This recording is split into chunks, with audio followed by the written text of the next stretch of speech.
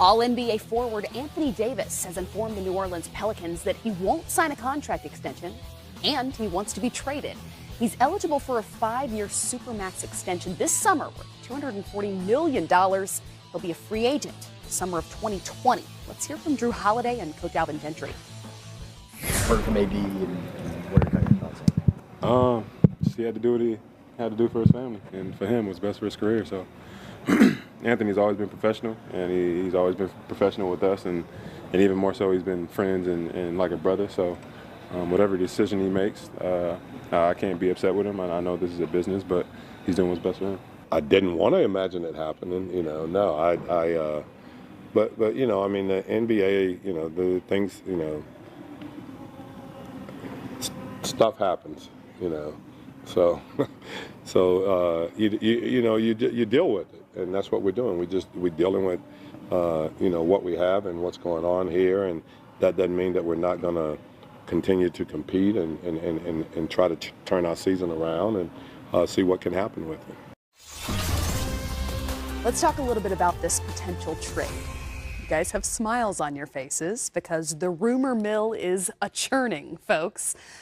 Lonzo Ball's camp has now made it abundantly clear that if he were, in fact, included in a trade package from the Lakers, that he wants to be with a franchise that doesn't already have an established point guard. Griff, I'm just going to let adorable. You take it away. I'm so grateful. I'm done. I am. I think it's adorable. They're just letting us know where they prefer to go. It's wonderful. Don't you feel like you missed out on playing in a league where you get to dictate this? So the reason this is so meaningful is if you're New Orleans and you're going to do a deal with the Lakers, which I think is very overblown, by the way, but if that's the destination you're looking at, Drew Holiday has been exceptional when he's played with another point guard. In theory, Lonzo Ball fits really, really well. But what doesn't fit really well is LeVar Ball. And the reason is Anthony Davis is asked out.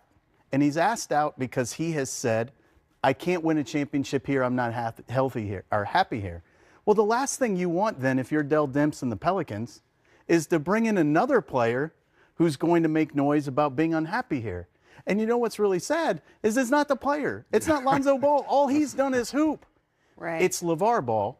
And that actually does factor into this quite a bit. If you are New Orleans, you would literally make a decision potentially about a player you bring simply because you don't need more noise and drama in New Orleans. And that's really unfortunate if that was a player you were interested in. Because you have to take it a step further. If he is included in a trade package that sends him to New Orleans and then he's unhappy, the franchise right now foundation continues to crumble. Yeah, Griff is right on. You don't need another young player, right? Number 2 pick in the draft, really developing, I think, into a really good player, has a bright future to come into New Orleans, and between him, his dad, his camp, quote unquote, to be unhappy with also being in New Orleans and trying to now force his way out. Really tough situation for the Pelicans from that regard, and potentially for the Lakers. It could end up being something that prevents the deal from happening, assuming that that's what they're working on, and now lend itself towards another team being in the hunt to land Anthony Davis. And you know firsthand how hard it is to play point guard as a rookie in this league. And Lonzo had a very good rookie year for a point guard if all you focus on is what he actually produced. Yes. But there's so much noise around the kid, he doesn't even get a fair shake. And it's really unfortunate for that to come out when it did. I think to some degree his injury and surgery corresponded to not wanting to be traded in the offseason. So they've done many things to dictate too much of the outcome for Lonzo off the court. Just leave Lonzo alone and let him dictate outcome on the court, and he can be a very, very key part of a very good team. Griff, as I've scrolled through social media today, the NBA fortunately has many brilliant fans, but also some fans that don't understand why Anthony Davis can't come be part of their team. Will you break that down for the fans of perhaps the Celtics who would like to see him in green? Yeah, so many fans actually could explain this better than I can. But I think ultimately what it comes down to is the easiest way to put it is Anthony Davis is a designated extension player. That means when he received his rookie extension, he received it as a designated player, which made it so that because he was eligible for additional money, by way of example, he became a Rose Rule player. He qualified for all of the criteria that made it possible to be a Rose Rule player. But he was also a designated player. And that's the key, because Boston has a designated player who signed an extension in Cleveland that we gave him as a designated player. He actually got 27.5% of the cap because he met criteria. You cannot acquire two of those designated players by trade and have them on the team at the same time. However, once July 1 rolls around and Kyrie can opt out and be coming back as a free agent, then you could acquire Anthony Davis in Boston. Kyrie resigns, you can have them both. You just can't have two designated players you acquired via trade at the same time. Do you think then, D-Fish, that perhaps the timing of this trade request speaks loud and clearly as to where he actually wants to be? Because if it were Boston, why not wait until July? Well, I do think it gives us a little bit of a feel for what he, maybe his agent, and Anthony Davis's, camp are thinking. I'm sure they understand this window that Griff just described, which developed from Derrick Rose having an MVP season as the youngest player in the history of our game. So there had to be some rules that spoke to those players being rewarded financially sooner than others. Davis's camp understands that. They have to know that this is the case. And it's a 7-day window here to see what can possibly happen. And there's basically no love lost. If it doesn't happen, they still have the offseason to look forward to. But now everyone knows Anthony Davis' intent is to not re-sign with the Pelicans. And I think everyone assumed that before, but now it's a reality. Well, and I think one of the things that's really revealing in terms of the position that New Orleans is in from a position of power standpoint, when we saw Drew Holiday interviewed, they're not surprised in New Orleans. This is something they've known all year, and they've made it through a very difficult season to this point anyway. So I don't think the gambit of let's put all of the pressure on them for 7 days pays off ultimately, because I think the team itself is so comfortable in the space of AD probably is leaving. And right? I think they knew that. Right, they knew that already. But to Anthony Davis's credit, I think he honestly wanted to see what they could accomplish this season. Yeah. And I do think some of the injuries and just the poor timing of some bad play, it left them kind of in a spot where they're just not going to be able to compete in the West. I think he wanted to do that, and now that that's clear, I think he felt like it was time to put it out there. If we take it a step further, is it too soon to say that perhaps 1 month from now, LeBron James could be the longest tenured Laker? Wow. Well, you know what's funny? If you think about it in terms of what a package would look like within 7 days, it's hard for me to conceive of feeling like that Laker package is what you want and not having already made a deal. Right? True. If you're Dell Demps and the Pelicans, that same Laker package has been on the table the whole year in theory, right? So why are these 7 days going to make you be more urgent? I think if you're Dell Demps and the Pelicans, what you need to be is very patient. Yeah. And you need to be mindful of the fact that the offer will get better once Boston gets into the mix. And maybe there's 3 or 4 of those guys that you've wanted that Magic and Rob Pelinka haven't been willing to part with. I don't think you should feel specific pressure relative to this time frame. No way. Ultimately, the leverage you have is that he's under contract for this year and 1 more. And that's really meaningful. He can't opt out until after next season. Right.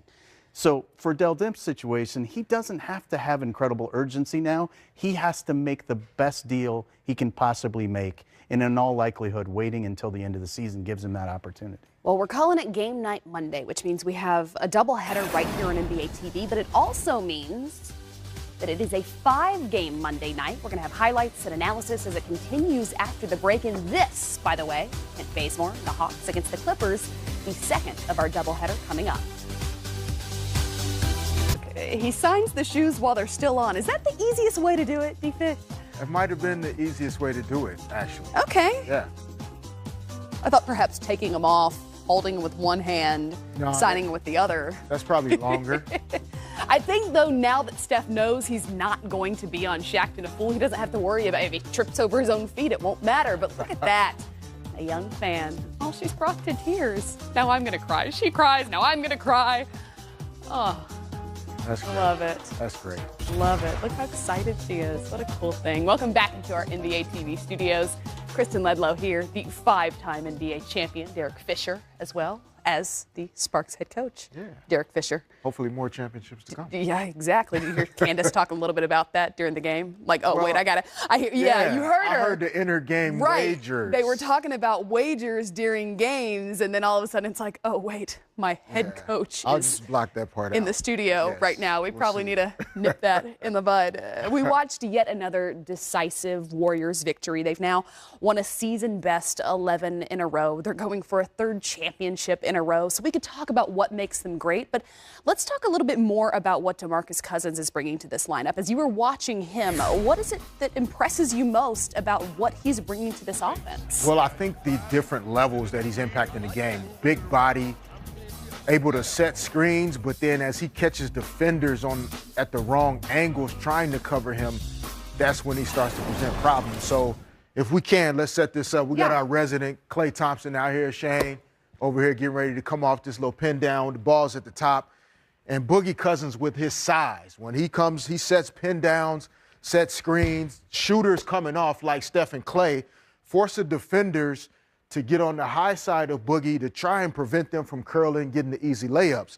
So as soon as Boogie feels Sabonis, TJ Lee, anybody that was on his high side, he's turning, sealing, catching these guys on his upper shoulder here, and he catches and he can turn and finish so easily. So that's the first way that he was really impacting the game tonight. Now we can go to the other side. We'll go with a post entry. Now Boogie's on the post, he catches it. Griff talked a lot about this little squeeze action that the guard set. So now he has it, forces the defense to now take a look at him. These guys start cutting off each other, and he's such a great and willing passer. And so when you talk about him being able to efficiently score on the block, being a willing passer, we saw him make a 3 early in the game. That's just really impossible to cover the Warriors, but it all starts with a willingness. You don't just put great players on the floor and they just go out and play great. The culture, Steph Curry, Klay Thompson, what they've built from scratch, it makes it easier to plug Boogie in, but he's showing a willingness that everybody really was not sure he'd be showing right away. It's so easy to fall in love with him statistically, his scoring ability, his ability to crash the boards, but he's also playing now at a faster pace than he ever has throughout his career, much faster than he was in Sacramento, in New Orleans. And not only is he doing that, he's having to come back from an injury and do that. Are you surprised by not just his willingness to fit into this offense, but how well he's fit in this early on? I am surprised, in particular for a big player. Right. Coming off of a lower extremity injury, sometimes it's difficult to emulate how much activity is required to move that big body up and down the floor, being engaged on the defensive end, also setting screens, moving around the floor on the offensive end. But it's been impressive. I think their ability to keep his minutes short allows him to play a faster pace than he's accustomed to playing. He can build his conditioning up over time. It was great when they have separation like they did tonight. Right. It allows Steve Kerr to actually put him back in the fourth quarter, start to get those minutes up from 16 to 20, 22 a night, and build his conditioning base up. By the time they get to the postseason, he's going to be able to play some longer minutes. And let him facilitate that offense some, too. That's what's so impressive is you watch him wave off his guards and facilitate the offense in transition. Yes. All 5 players now with the Warriors being able to rebound, initiate the transition offense. All of a sudden, your center is pushing it up the floor.